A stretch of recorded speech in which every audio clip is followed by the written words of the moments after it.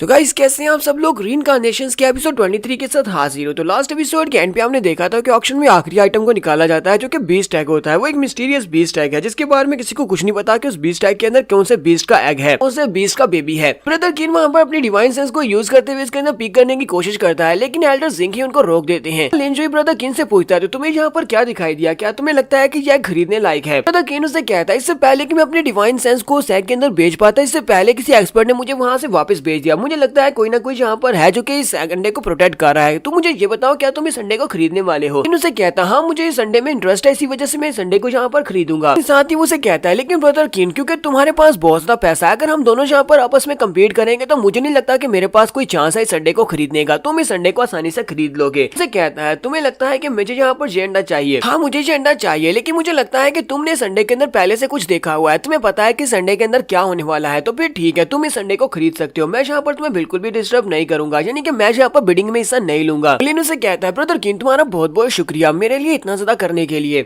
सभी लोगों से कहती है तो तुम सभी लोग बताओ कि तुम सभी लोग यहाँ पर इसको कितने में खरीदने वाले हो। यहाँ पर इसकी स्टार्टिंग बिडिंग 10 मिलियन से स्टार्ट होने वाली है। तो वो सभी लोग कहते हैं अब हम लोग यहाँ पर क्या करें। ये लोग तो यहाँ पर इस मिस्टीरियस बीस्ट एग के लिए 10 मिलियन की बिडिंग का स्टार्ट कर रहे हैं, जबकि हम सभी को इसके अंदर देखने भी नहीं दिया गया कि ये कौन सा बीस्ट का एग है। अगर हमें पता ही नहीं होगा कि इसके अंदर कौन सा बेबी है तो हम लोग इसको यहाँ पर क्यों खरीदेंगे। ऐसा ना हो कि हम लोग इसको 10 मिलियन में खरीद लें और उसके बाद इसके अंदर कुछ भी ना निकले। यहाँ पर बिडिंग स्टार्ट होती है तो लिन फेंग यहाँ पर 11 मिलियन के साथ बिडिंग को आगे बढ़ाता है। जैसे वो 11 मिलियन के साथ बिडिंग को आगे बढ़ाता है सभी लोग हंसना शुरू कर देते हैं और कहते हैं ये तो वाकई में यहाँ पर मिंगजुई को खुश करने के लिए सब कुछ कर रहा है, ये तो उसके तलवे चाटने को भी तैयार हो गया है। यहाँ पर एक ऐसी चीज के लिए बिडिंग कर रहा है जिसके बारे में से कुछ भी नहीं पता कि इसके अंदर से क्या निकलेगा। लिन फेंग यहाँ पर सोच रहा होता है ये सभी बेवकूफ यहाँ पर मेरी इंसल्ट कर रहे हैं, लेकिन इन्हें अच्छी तरह से पता नहीं है कि इस एग के अंदर क्या है। हालांकि मुझे भी नहीं पता, लेकिन मेरे डैड ने स्पेशली मुझे यहाँ पर इसी एग के लिए भेजा था। उन्होंने कहा था कि हर हाल में मुझे इस एग को खरीद कर वापस लेकर आना है। मिंगजुई वहाँ पर कहती है तो क्या यहाँ पर कोई भी प्राइस को आगे नहीं बढ़ाने वाला। यहाँ पर लिन फेंग ने प्राइस को 11 मिलियन पर सेट कर दिया और इसके अलावा कोई भी यहाँ पर प्राइस को बढ़ा नहीं रहा। और साथ ही वो सोच रही होती है लगता है कि ये अंडा इसी तरह बेकार जाने वाला, मुझे तो लगा था कि इसकी ज्यादा कीमत मिलेगी। तो लिन फेंग यहाँ पर पर्सनली बिडिंग में हिस्सा लेता है, वो यहाँ पर बिडिंग को डायरेक्टली 50 मिलियन पर पहुंचा देता है। जैसे वो 50 मिलियन कहता है इसी के साथ ही लिन फेंग यहाँ पर 60 मिलियन कह देता है। दूसरी तरफ से लिन फेंग 70 मिलियन कहता है। जैसे वो 70 मिलियन कहता है ब्रदर किनू से कहता है तो लिन तुम वाकई में बहुत ज्यादा अलग हो, क्या तुम वाकई में यहाँ पर इतना महंगा इस अंडे को खरीदने वाले हो। लिनू से कहता है मैं यहाँ पर तुम्हारा टाइम वेस्ट नहीं करना चाहता, इसी वजह से मैं जल्दी से जल्दी इस एग को खरीदना चाहता हूँ ताकि इस एग को खरीदने के बाद हम लोग कुछ और काम कर सके। उधर किन भी से कहता है मुझे भी ऐसे लगता है कि अगर हम लोग यहाँ पर उनके साथ और ज्यादा बहस करेंगे तो बहुत ज्यादा बोर हो जाएंगे।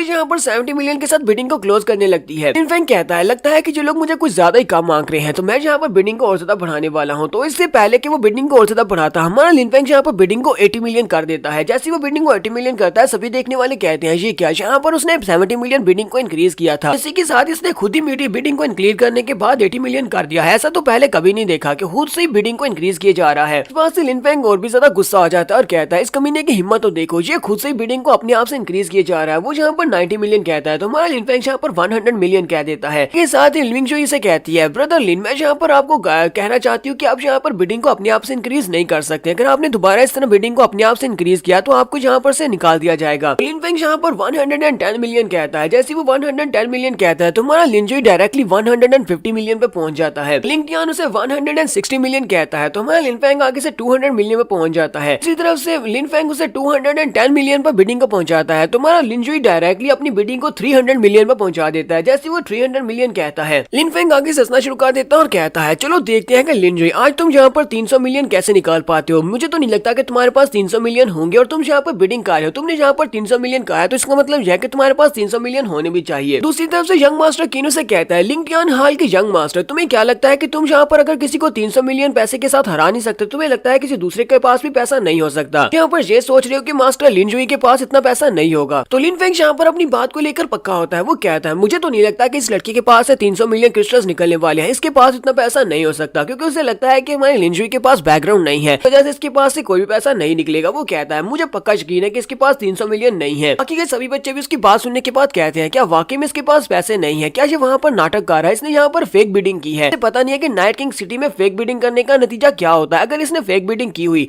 कि इसने 300 मिलियन की बिडिंग किया और इसके पास से 300 मिलियन नहीं निकलते तो इसकी इसी जगह के ऊपर जान ले ली जाएगी, इसको मार दिया जाएगा। कि लास्ट टाइम भी ऐसा हुआ था, एक बार ऑक्शन में एक बंदे ने यहाँ पर बिडिंग करने के बाद पैसे नहीं दिए थे, उसके बाद उसकी पूरी की पूरी फैमिली को मार दिया गया था। लिनजुई लोगों से कहता है अच्छा मुझे ये बताओ अगर मेरे पास से 300 मिलियन क्रिस्टल्स निकल आते हैं तो फिर तुम लोग यहाँ पर क्या करोगे। करोगे, दूसरी तरफ से भी तो कोई शर्त लगनी चाहिए। लिन फेंग उसे कहता हाँ क्यों नहीं, चलो ठीक है, तुमने यहाँ पर मुझे बहुत ज्यादा गुस्सा दिला दिया, यहाँ पर बार बार मेरे साथ पंगा लिया है, तो मैं यहाँ पर तुम्हारे साथ शर्त तो लगा ही सकता हूँ। तो तुम्हारे पास यहाँ पर पैसा नहीं निकलता, अगर तुम्हारे पास 300 मिलियन क्रिस्टल्स नहीं निकलते तो फिर तुम्हें यहाँ पर मरना पड़ेगा। लिन उसकी बात सुनने के बाद कहता है तो इसका मतलब यह है कि हम लोग यहाँ पर लाइफ के ऊपर बैट करने वाले हैं, एक तरफ से मेरी लाइफ होगी और दूसरी तरफ से तुम्हारी होगी। मैं यहाँ पर 300 मिलियन निकाल देता हूँ, इसका मतलब यह है कि मेरी जान बचेगी लेकिन तुम्हें मरना होगा। तो लिन फेंग उसकी शर्त को मान लेता है और कहता है तुम्हें क्या लगता है कि मैं तुमसे डरता हूँ, तो फिर ठीक है हम लोग किसी तरह खेलते हैं, तुम यहाँ पर 300 मिलियन क्रिस्टल्स निकालो, अगर तुम्हारे पास से नहीं निकले तो फिर मैं मरूंगा। मिंग जुई यहाँ पर उन दोनों से कहती है तो मैं यहाँ पर तुम लोगों से कहती हूँ कि अगर तुम लोग यहाँ पर बैटिंग करने वाले हो तो यहाँ पर सोचकर बैटिंग करना।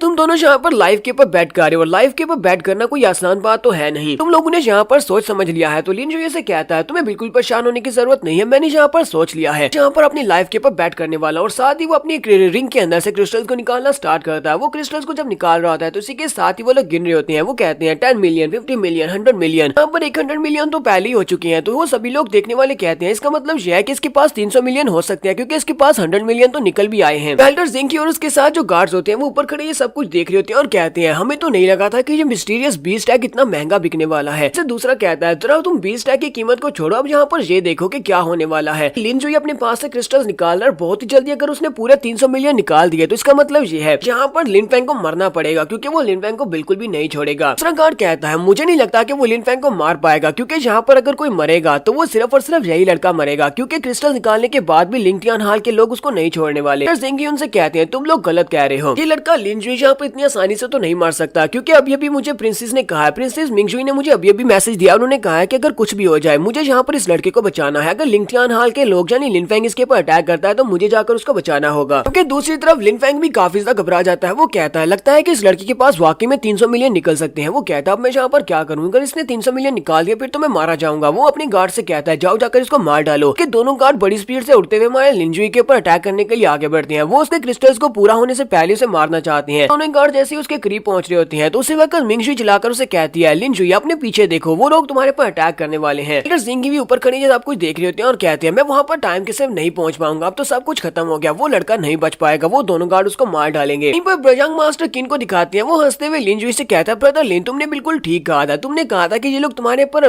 क्रिस्टल्स के पूरे होने से पहले अटैक करेंगे, ये तो वाकई में तुम्हारे पर अटैक कर रहे हैं। यंग मास्टर किन के पास उसके जो गार्ड्स होते हैं वो बड़ी स्पीड से उठते हुए आगे बढ़ते हैं और उन दोनों गार्ड्स की तरफ आगे बढ़े होते हैं ताकि वो उनको मार सके। वो दोनों गार्ड्स आगे बढ़ते हैं और उन दोनों गार्ड्स को मार देते हैं जो कि लिन जुई के ऊपर अटैक करने के लिए आगे बढ़ रहे थे। इसके साथ ही हमारे लिन के पास से क्रिस्टल्स पूरे हो जाते हैं, वो सारे के सारे क्रिस्टल्स होते हैं वो ड्रैगन के मुंह में चले जाते हैं और ड्रैगन कहता है कि ये तो पूरे 300 मिलियन क्रिस्टल्स हैं। हमारे लिन जुई ने यहाँ पर पूरी कीमत अदा कर दिया। लिन जुई कहता है तो हमारी शर्त के मुताबिक मैंने यहाँ पर 300 मिलियन पूरे कर दिए हैं, तो इसका मतलब क्या है, इसका मतलब यह है कि अब तुम्हारी बारी है। अभी देखने वाले कहते हैं अब यहाँ पर बहुत ज्यादा मजा आने वाला है, इस लड़की ने तो यहाँ पर पूरे के पूरे 300 मिलियन क्रिस्टल्स को निकाल दिया, इसका मतलब यह है कि लिन फेंग का बिल्कुल भी नहीं बचने वाला। चुनाव से कहता है ऐसा लाजमी नहीं है, क्या तुम्हें पता नहीं है कि नॉर्दर्न स्टार राम में लिंगटियान हाल एक बहुत ही पावरफुल सेक्टर है। लिंगटियान हाल के जो एल्डर है वो ट्रांसेंडेंटल राम के एक एक्सपर्ट है। मुझे तो नहीं लगता कि ये लड़का यहाँ पर सभी लोगों के सामने लिन फेंग को मार पाएगा। दूसरी तरफ लिन फेंग की तरफ भी दिखाते हैं, वो बेचारा और भी ज्यादा घबरा जाता है और कहता है मैंने दोनों गार्ड्स मार चुके हैं जो कि इसके ऊपर अटैक करने के लिए आगे बढ़े थे, लेकिन अचानक से यंग मास्टर किन के गार्ड्स ने उनके ऊपर अटैक कैसे कर दिया, उन्हें कैसे पता चला कि मैं स्नीक अटैक करने वाला हूँ, कहीं ऐसा तो नहीं है कि ये लड़का फ्यूचर देख सकता है। हाँ लिन उसे कहता है तुम तो यहाँ पर मरने वाले हो और मुझे नहीं लगता कि किसी मरे हुए इंसान को यहाँ पर ये बात जानने की जरूरत है कि मैं फ्यूचर देख सकता हूँ या नहीं। हाँ लिन बड़ी स्पीड से वहाँ से सामने से गायब हो जाता है, सभी देखने वाले बहुत ही हैरान होते हैं। तो लिन गायब होने के बाद लिन फेंग के सामने जाकर खड़ा हो जाता है। ईटा और बाइलियन वो दोनों यहाँ पर लिन फेंग का साथ देते हुए उसे कहते हैं यंग फ्रेंड प्लीज इस लड़के को माफ कर दो, सभी से गलतियां हो जाती हैं, इससे भी एक गलती हो गई है, इसको यहाँ पर माफ कर दो। बाइलियन उसे कह रही होती है यंग मास्टर मुझे लगता है कि अगर तुम यहाँ पर इनके सामने घुटने टेककर माफी की भीख मांगते हो